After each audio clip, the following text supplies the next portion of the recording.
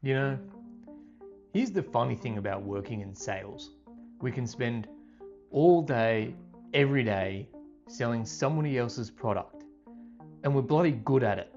But when it comes to selling ourselves to our managers, suddenly it feels awkward. Most of us avoid it, just hoping that our numbers will just speak for themselves. And yeah, results are important, but they're not what get you promoted. I used ChatGPT to completely flip the script on my own career progression. And in just a couple of minutes, I'll show you exactly how you can do it too. Most people think getting promoted is just about smashing your targets. But the truth is, what really sets you apart and shows that you're ready to get promoted is proving to your manager that you're thinking strategically, that you're proactive, and that you're already operating at the next level. Here's what I did differently. I decided to use ChatGPT to help me build my personal brand. It was honestly like having my own career coach on demand.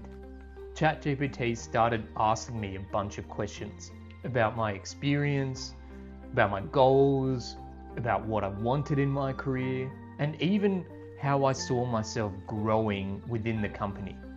It forced me to get clear on what I brought to the table and where I wanted to go. And once I had all this self-awareness, I asked ChatGPT to create a personal development plan tailored to my strengths and ambitions. And the result? I had a clear, actionable roadmap that I could take straight into my next one-on-one meeting with my manager. Not only did this show initiative, but this made my manager's life so much easier.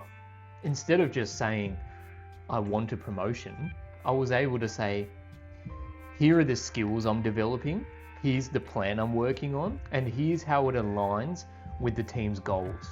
Managers love it when you make their job easier, but also work with them to develop your own path. But I didn't stop there. The real magic came from all the conversations I was having with my manager, all generated by AI. I asked ChatGPT to help me come up with 5 strategic questions that would position me as someone ready for more responsibility.